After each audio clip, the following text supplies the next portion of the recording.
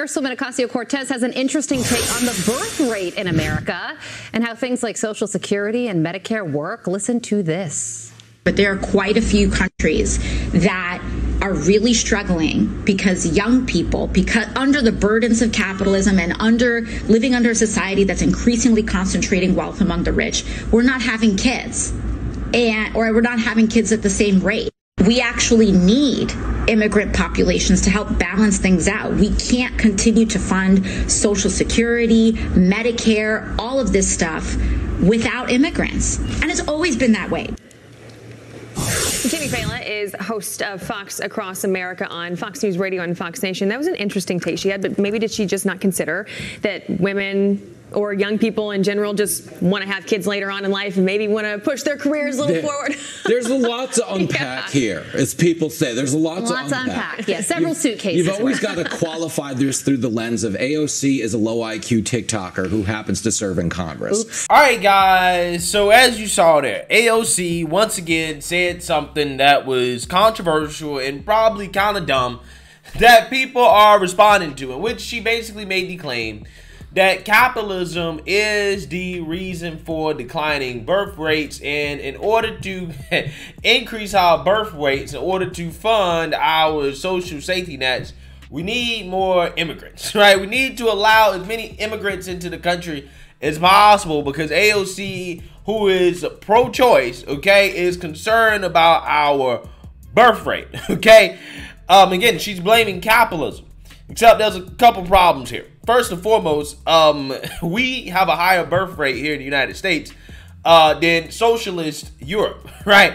But what AOC is missing here is that, generally speaking, because of capitalism, people are better off in life, okay? They're not poor, or they're not as poor as humans have historically been, in which back then you needed to have more kids to support a family, right? So you needed kids to be labor, to, you know, farm and to do everything that you needed to do to support each other. However, because we don't live like that anymore, people don't need kids functionally. We don't need as many kids as we used to in the past, right? So generally speaking, countries where people are more well off, they have less kids, okay, because of capitalism. Right? In countries where people are not as well off, they tend to have more kids because functionally they need them in order to continue to survive. Okay? So again, AOC is partially right, but not for the reasons why she thinks. So with that being said, we all know that AOC routinely says dumb and stupid things, right? Because she believes that her audience is dumb. Okay, and because AOC routinely says dumb and stupid things, she gets backlash a lot for the dumb and stupid things that she says. And sometimes that backlash that she receives causes liberal outrage, okay, because they got to come and try to defend AOC from the criticisms that she is getting from people who disagree with her politically. Now, one of the people who got a whole lot of backlash from the left for his criticism of AOC, Mr. Adam Carolla, is coming out and saying that he refuses to apologize for anything that he said about AOC, mainly him saying that if AOC was basically fat and ugly, nobody would listen to her, okay? And again, leftists got absolutely outraged by him making that statement. So I want to talk about that. But before I get into that, I just want to let you guys know, my name is Greg Foreman, and if you like my channel and you want to support my channel, you can check out my merch, my donkeypox shirts, the disease that is affecting America, or my hashtag no days off / hard work patriotic t-shirts, or my MAGA Hub shirts. There are plenty of merch for you guys to check out at my website, gforemanbcp.com. Get 20% off using discount code gforemanbcp. So without further ado, let's roll this clip of Adam Carolla, who is unapologetic about basically saying that if AOC was fat and ugly and old, nobody would pay attention to her. Take a listen.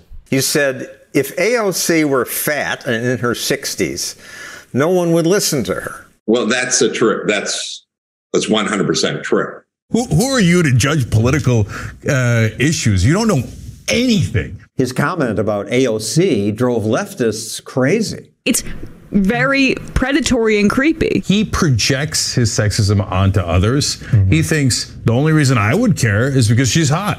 These talk show hosts saying, that's so sexist, but it's just true. Yes, if she was in her 60s and husky, nobody would listen to a word she ever said because she sounds like an idiot. Most people don't even know what socialism is. One thing he won't say is, I'm sorry. He makes that clear on the cover of his new book. No apologies. Why is that important? Apologizing just leads to more apologizing. When critics demand apologies, he says, they really want power. They want you to apologize because they want dominion over you. And once you apologize, they just keep coming back. And when they come after you, you say, you don't care. And you really don't care? No, I just happen to be wired not to care as long as I'm right. Yeah, so you seen that, you heard that, okay? Adam Carolla basically says that nobody would listen to AOC if she was fat and old. Basically, if she wasn't attractive. And the left-wing liberal media, like the Young Turks, they got upset, right? They started going crazy, calling the man, sexist, judging women's bodies, such and such and such and such and such, right? But I do think that he is wrong about this, but not for the reasons that the left-wing media says. I think he's wrong because we have an objective example of somebody who has the same viewpoints as AOC that unfortunately people do listen to. Okay, I present to you Adam. I present to you Stacey Abrams, right? Who is on the husky side, okay, to say the least, and she is old, and unfortunately people do listen to her. So I don't necessarily think that he is correct that people wouldn't listen to AOC if she was bigger and old, because unfortunately we do have, a lot of, bigger, older women in politics who do have the same viewpoints as AOC that, again, unfortunately, people do listen to, okay? Maybe Adam does have a point, though, when it comes to AOC and people maybe listening to her more, or being more likely to listen to her because she has what people are calling pretty privilege, right? She's an attractive young Latino woman, which, again, I don't really think that AOC is super attractive. I mean, she aight, okay? But that's about as far as it goes for me. She aight.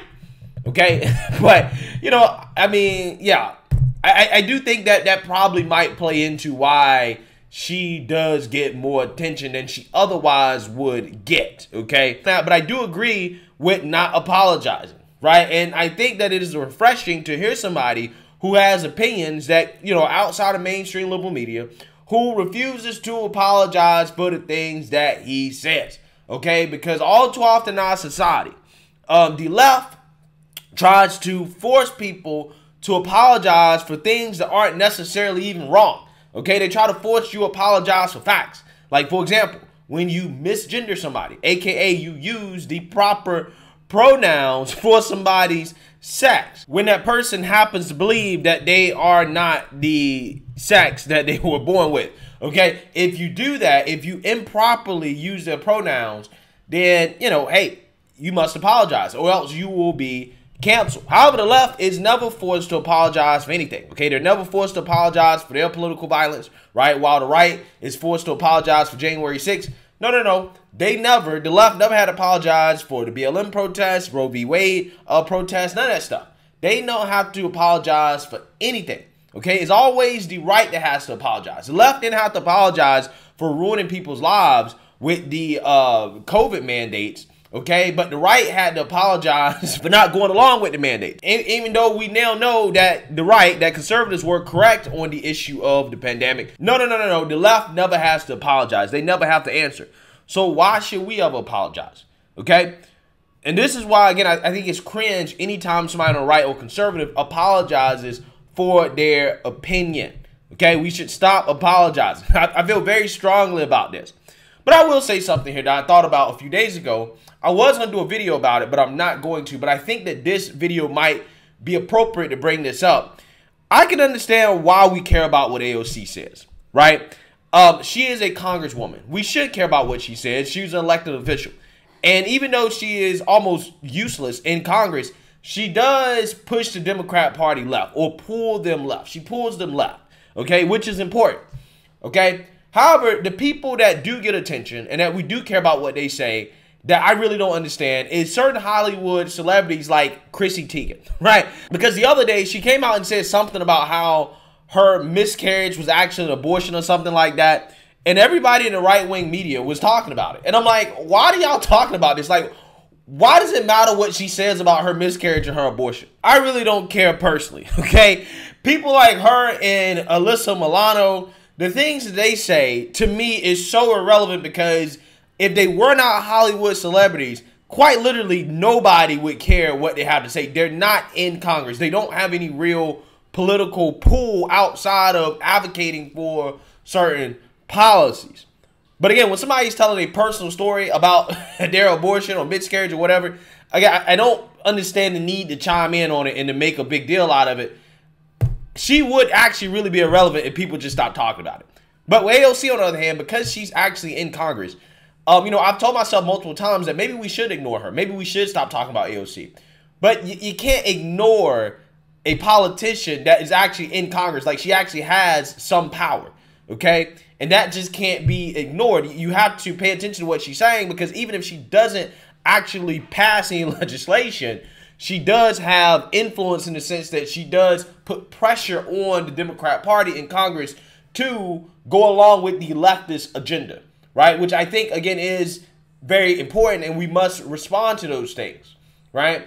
So with that being said, it's a breath of fresh air to see somebody refusing to apologize for their opinion. But let me know what you guys think. Make sure you like, comment, and subscribe. Most importantly, share a Black conservative perspective. Peace.